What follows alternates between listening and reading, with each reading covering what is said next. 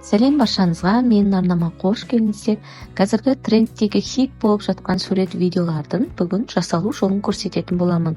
Ол үшін өздеріңізге App Store'да немесе Play Market'тен Photolab деген қосымшаны жүктеп аласыздар.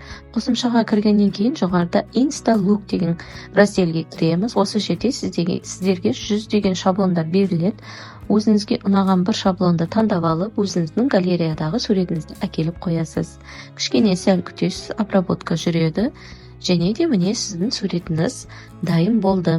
Осы жерде сіздерге Photolab'тың ақылы версиясын сатып ал деп реклама шығады. Оны крестикті басып, закрытты басып, жауып тастайсыздар.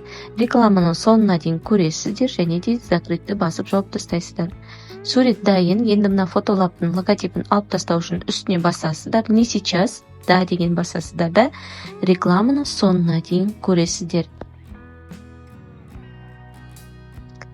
Реклама біткеннен кейін міне суретіміз дайын, және тағы да реклама шығады, закрыть деген басасыздар. Астыдағы стрелканы басып, өзіміздің галереямызға сақтап аламыз. Мына жерде мен видеоның жасалу жолын көрсетіп жатырмын. Дәл жаңағыдай өзіңіздің галереяныздан суретіңізді таңдайсыз. Барлық рекламаны закрыть деп басып тастайсыздар. Міне дәл осындай қазіргі трендтегі хит суреттерді өздеріңіз ақ тегін приложениеда жасап алып пайдалануыңызға болады. Пайдаланыңызға жараса мен қуаныштымын. Барлықтарыңызға сәттілік.